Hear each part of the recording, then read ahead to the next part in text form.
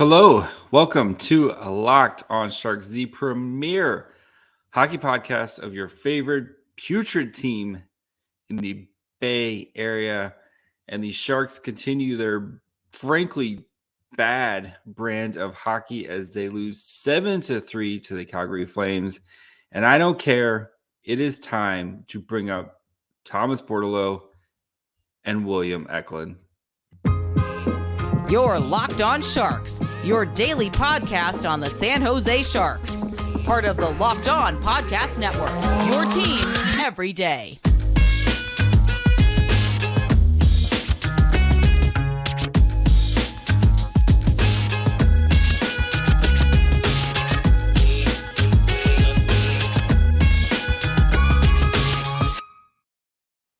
I'm your host, JD Young, contributor at Fear the Fin and San Jose Hockey Now. I want to thank you for making Locked on Sharks your first listen. We're free and available wherever you get podcasts. And of course, you can watch this on YouTube as well. And I guess it's time. It is time to bring up William Eklund and Tomas Bordeleau. Both of them.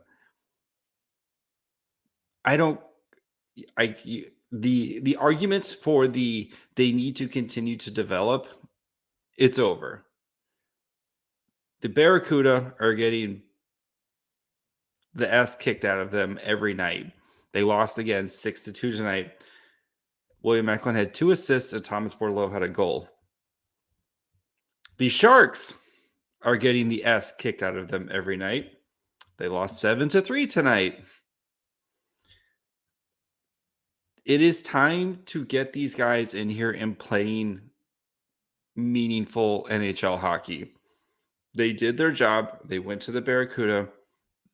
They worked on their game. It is time to take that next step and start working on your NHL game. The Sharks are bad, and I know they didn't have Tomas Hertl tonight, and Luke Kunin is out for the season with an ACL. With an ACL, and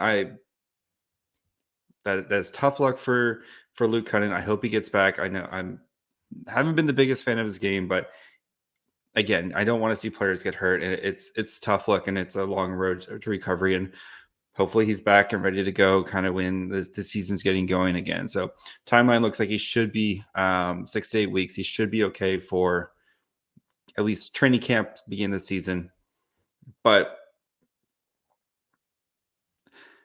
What good is it if you're going to lose games, which the Sharks are doing plenty of that, right? Their last few games, the Sharks' last few games, right?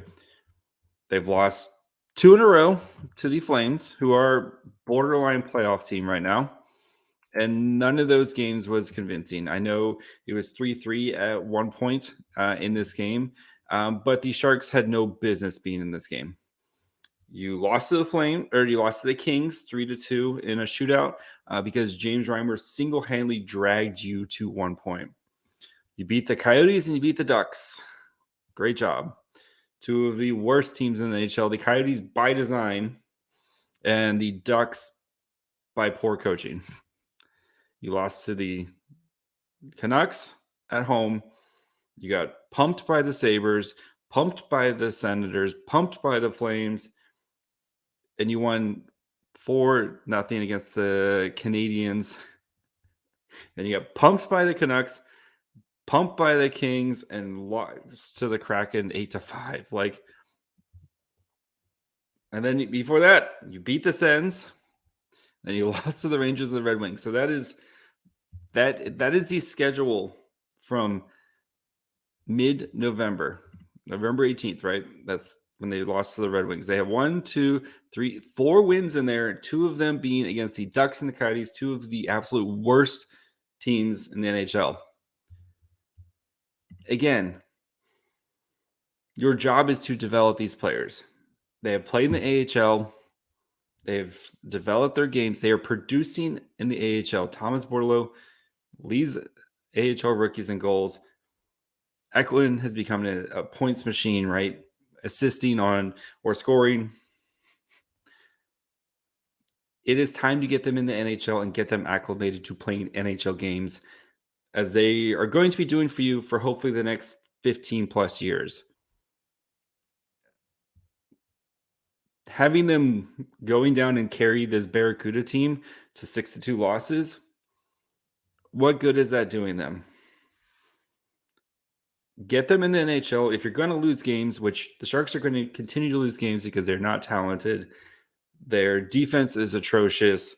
And if it's not, I know we got some secondary scoring tonight with Nico Sturm and Alexander Barabanov, but if it's not Timo Meier dragging this team right now, they just do not do anything. And even if they score, the defensive miscues, or you get poor goaltending, whatever is going on with this team, it doesn't, like, who cares if William Eklund goes out there and makes rookie mistakes? Wouldn't you rather have him do it now in what's a lost season?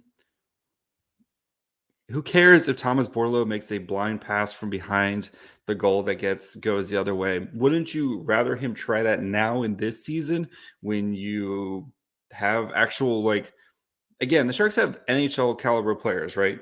Oscar Lindblom, Nico Sturm, Nick Bonino, Matt Nieto. These guys are NHL caliber players. Get Eklund and Bordeleau in there now while you still have some of these NHL caliber players before you trade them at the deadline. Get them in there now and get them acclimated so that way when they're ready to kind of take that next step, when you trade those players, you can at least have them in there and they can start, they're not trying to get their feet wet in the NHL already. They have been, 10, 15, 20 games into their NHL seasons this year. They should be knowing what they're doing by then. They can be ready to take a bigger role as you take pieces away from this team. The Sharks are just bad. Tonight, they played poorly. Multiple just defensive errors, and not just one player. Erik Karlsson, who I have defended on it. Erik Karlsson had a terrible night. And that second goal was a terrible pass, right? We'll dig into the numbers a little bit, but in a minute. But this team is the season's done. It is toast. It is time to look to the future. And you have two guys who are producing consistently in the AHL right now, Bordeleau and Eklund, who've already played a smidge of NHL games. It is time to get them ready. That way next year, when maybe you might have a little bit more cap space, or you can, see how this roster looks. Maybe you have a top 5 pick coming to play in the NHL next year. These guys are ready to take that next step and be consistent NHL contributors instead of starting their rookie seasons. It is time. Mike Greer, David Quinn, Joe Will, whoever. It is time to play Eklund and Bordeleau. All right, before we dig into this train wreck of a game, let's take a quick break, talk to you guys about our friends over at BetOnline. Today's episode is brought to you guys by BetOnline. BetOnline, your number one source for sports betting info, stats, news, and analysis. You get all the latest odds, trends for every professional and amateur league out there. You've got pro football, you have college bowl season. We get to the meat of college bowl season here right after Christmas. You have basketball, you have college basketball heating up. You've got World Junior Championships starting next week. They've got you all covered for everything at betonline.net. So if you love sports podcasts, which you do, because you're listening to one right now, you can find more of those at BetOnline as well. They're the fastest and easiest way to get your betting info. So head to their website today or use your mobile device to learn more. BetOnline, where the game starts. All right, so the Sharks lose 7-3, and giving up 2 goals in the first 30 seconds of the first period really felt like you just kind of picked up where you left off from the third period of the last game. Hats off, man. Just put this game out of reach right away. And I know the Sharks crawled back into this game. They made it 3-3. The Sharks, they had no business being back in this game, and it was Markstrom maybe not playing up to what you would expect from Jacob Markstrom. I talked to Jess yesterday, and we talked about Markstrom, where it feels like he's starting to get on track a little bit, but the Markstrom of old would have shut this team down. Yeah. So let's get into the numbers. When I say the Sharks had no business, all situations, the Flames had 73 shot attempts to the Sharks 49. Actual shots on goal were 39 to 27. Scoring chances, okay, the Sharks produced decently there. They had 25 to 29 in favor of the Flames. High danger chances, 13 to 14. Expected goals for Flames were nearly 4, while the Sharks are 2.65 and 6.4. And a lot of that was boosted by special teams for the Sharks. 5-on-5 numbers, absolutely atrocious for the Sharks. Flames had almost 63% of the shots for and 62% of the shot attempts. High danger chances again in the favor of the Flames. Expected goals for 1.84 to 3.09. I know the Sharks scored 3 goals tonight, but yeah, they were expected to have less than 2. So Markstrom just didn't really have a game that you wanted. And the Flames were able to just basically park in front of the slot and just shoot constantly. And poor James Reimer you can only ask so much out of James Reimer. We'll start with James Reimer in the goaltending. So Reimer, all situations tonight, not as bad as the other night when he had 17 high danger shots, but 32 saves on 38 shots. Expected goals against was 3.3 with 1. 9 high danger shots against. He had 5 saves, so he gave up 4 high danger goals. 11 medium danger, 9 saves, and 16 low and 16 saves there. And Markstrom, again, not the best night from him, especially from what we've grown to kind of see. So did have 3 goals. Again, expected goals against was 2.64. I mean, even though if you look at 5-on-5, though, expected goals against, again, is 1.84, and he gave up 3. So probably should have had an extra, at least 1 save in there. But 8 high danger, 6 again, saves, 2 goals against, 8 mid danger, 7 saves, 1 mid danger goal against, and then 11 saves on 11 shots for low danger. But the heat map is a perfect like diamond just right in front of poor James Reimer, of just dark blue, where the Flames are just unloading shot after shot of just high quality shots on James Reimer. And we saw that tonight. How many, like the rush attempts, and like we'll dig into the rush attempts here in a second, like the Sharks forwards. I usually don't mention the rush attempts, but actually they're not as bad, but not as bad as I thought. But it was just constantly just shooting yourself in the foot, bad turnovers. Again, that Erik Karlsson turnover in the second. You guys know I'm one of the biggest Erik Karlsson defenders. You just can't do that, especially when you're Erik Karlsson, and you could tell from that moment on his night kind of spiraled, and we didn't see that like kind of signature Erik Karlsson moment that we normally see from Erik Karlsson at least once a game. You just did not see that tonight. Let's look at the lines, which were something. So again, starting lines, Kevin LeBanc, Nick Bonino as your 1C, Timo Meier. Then on the second line, you had Barabanov, Couture, and then Matt Nieto. Evgeny Svechnikov, Nico Sturm, Noah Gregor, Oscar Lindblom, Steven Lawrence, and Jonah Gadovich. LeBanc, Bonino, Meier, not as bad as you would kind of expected. They should not be running Nick Bonino out as your first line center. Again, he lost his job as the third line center to Nico Sturm. Played a little bit 4C, but was mainly was quickly moved to the wing, right? Nick Bonino just, we kind of saw that last year, right? Of just he's not a center anymore. He should be playing the wing.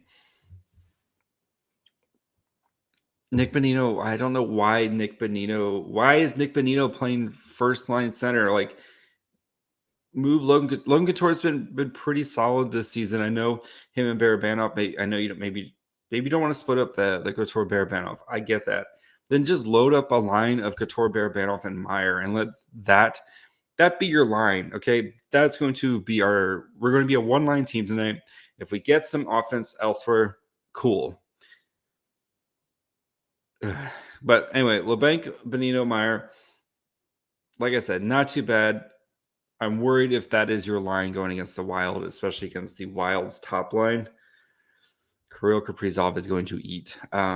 Anyway, 657 time on ice, 6 shots against, 6 shot attempts, 4. Actual shots was 3-4 in favor of the Flames. Did give up a goal. Expected goals was only 0.12 compared to expected goals allowed of 0.4. So they weren't getting kind of the grade A chances. 2 scoring chances to 3 given up, and did give up 1 high danger. Did get the bulk of the defense, or to get their fair amount of the defensive zone starts. 2, 2, and 6 for your zone starts. Let's see.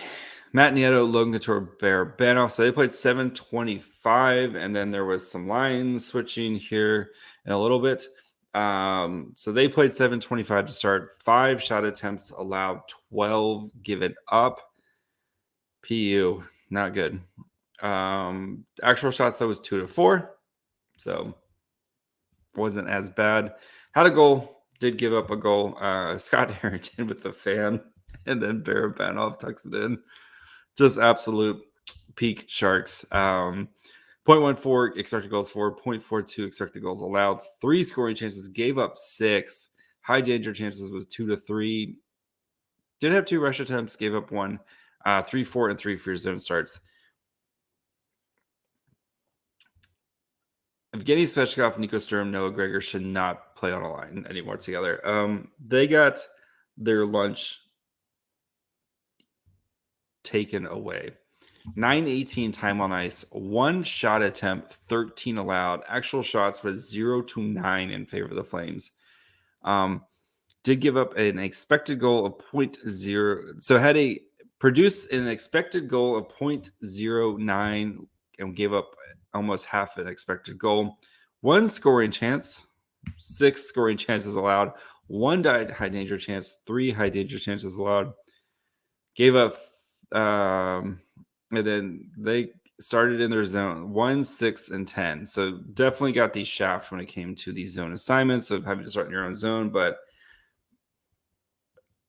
yikes. And I know Nico Sturm scored. That was with Timo Meier in the midst of a line change. But brutal. Lindblom, Lorenz Gadovich, 8:15 time on ice, 9 shot attempts, gave up 7. Shots on goal were 5-4 in favor of them. Did give up 2 goals. Expected goals 4, which this is a frustrating part because they had more Corsi, but they weren't getting good chances. So expected goals 4 was 0.3, and they gave up 0.71. So they had kind of the worst defensive night, even though the Sturm line got caved in. When the Lorentz line got caved in, they really made it count. So 4 scoring chances for, 5 allowed, 1 high danger, 4 and 3 allowed, and then 1, 3, and 2. Interesting, though, that we did see kind of the power line, if you can call that, between Barabanov, Couture, and Meier. Played 4:19. Mostly, again, when the Sharks are down trying to score.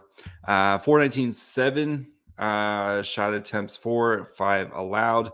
5-2 in actual shots on goal. Did have expected goals for a 0.49, which was the best, easily the best among all the lines. At 0.28 expected goals allowed. 3 high danger chances for, 4 scoring chances, and then 3, 4, and 2 line. But I'll be interested to see how, if that is what they're going, if that's what David Quinn's going to do against the Wild, because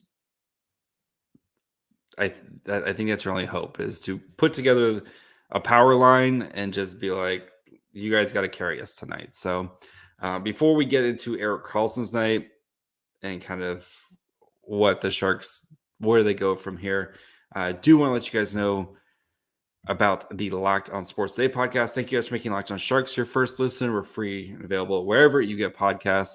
Now, make sure when you guys can check out this, go check out the Locked On Sports Today. They have the biggest stories around the sports world in 20 minutes or less, plus instant reactions, game recaps, and Locked On's take of the day. Locked On Sports Today available on YouTube and wherever you get podcasts. All right. Like I said, Erik Karlsson, tough night tonight. When Karlsson was on the ice, 19 minutes, this is 5-on-5, 19 minutes, 4 seconds of time on ice. Corsi for 15, solid. Corsi allowed 31. Shots for 8-19. You rarely see Karlsson get outshot, and Karlsson got outshot. 2 goals while he was on the ice, did give up 3, but plus minus is dumb.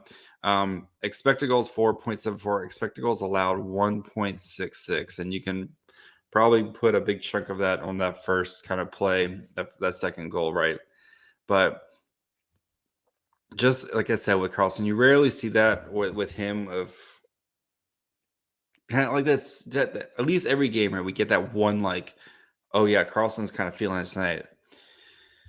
As soon as that goal went in, it was Karlsson just didn't have it tonight, and you kind of felt, you know, that's just how it was. So Mario Ferraro made his return. Pretty solid night for Ferraro. I mean, you know, he did have a giveaway that kind of led directly to the Milan Lucic goal. Milan Lucic is never leaving your life. But 15:58 time on ice at 5-on-5. 18 shot attempts for 22 allowed. So again, Ferraro's usually going to be on the negative end of that. But if it's close-ish, I think you're going to be okay with him. Shots for was 8-13.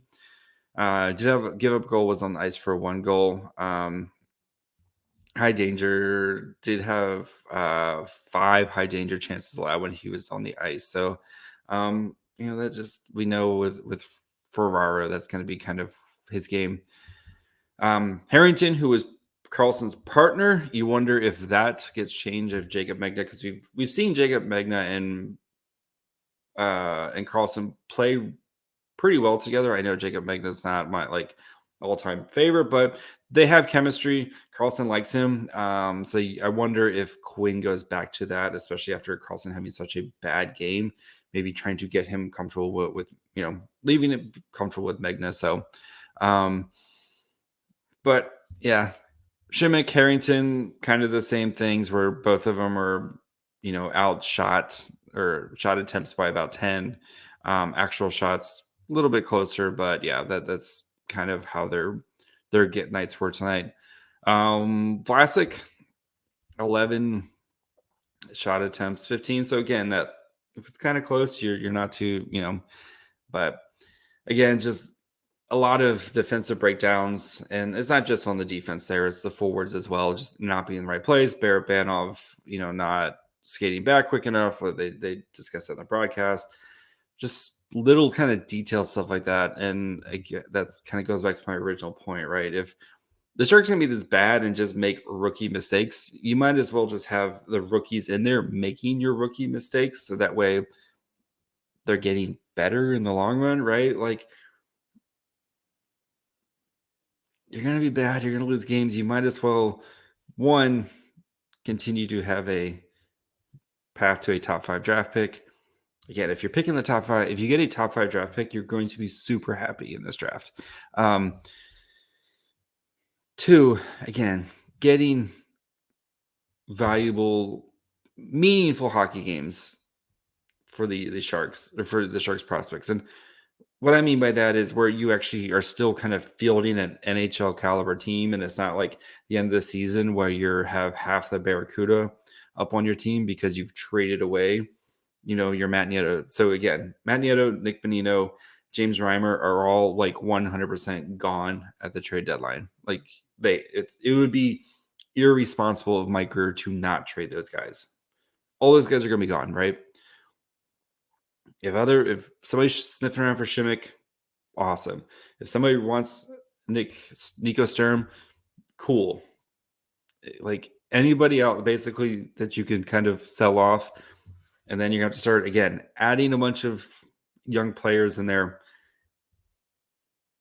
That's when things get really, really dicey. So I think that's why like adding these guys in here right now, while you still have a bunch of NHL caliber talent around you, again, Svechnikov, like here, you can send Svechnikov back down to the minors. He just cleared waivers. You can send him back down. He can go play. He can go be a veteran presence on the AHL, like, right? Noah Gregor scored. He has Kyle and I played the game last week, right? He has 1 point. He has 1 goal this season. You tell me Bordeleau or Eklund couldn't provide you with more than 1 goal, 1 point? You know, the Sharks' second power play unit is Svechnikov, Sturm, Nick Bonino, and who am I? Matt Nieto. That sounds like 2 PK units right there. Get Bordeleau, get Eklund up here as soon as you can. They've done their job in the AHL. It is time to reward them and get them playing meaningful games. So that's going to be it for me today. I'm sorry if it sounded kind of ranty, but it's time, guys. It's time. Be back tomorrow. Going to have Seth from Locked On Wild. So we're going to preview the game. We're going to revisit the Jacob Middleton Capo Kakinen trade, which is looking more and more like a Minnesota Wild heist every day. And get you guys ready for the Wild as they've kind of figured things out recently. So, yeah, that's going to be fun. Seth's a good dude, and I enjoy chatting with Seth. So, yeah. But make sure you guys follow along. You can follow me on Twitter at MyFryHole. You can follow the show on Twitter, Facebook, and Instagram at Locked On Sharks. You can listen, of course, wherever you get podcasts, Apple, Spotify, Odyssey, all those places. And then, of course, watch on YouTube as well. If you guys haven't subscribed, please do subscribe on YouTube. Helps me out immensely. So until tomorrow, bring up Bordeleau and Eklund. Bye, friends.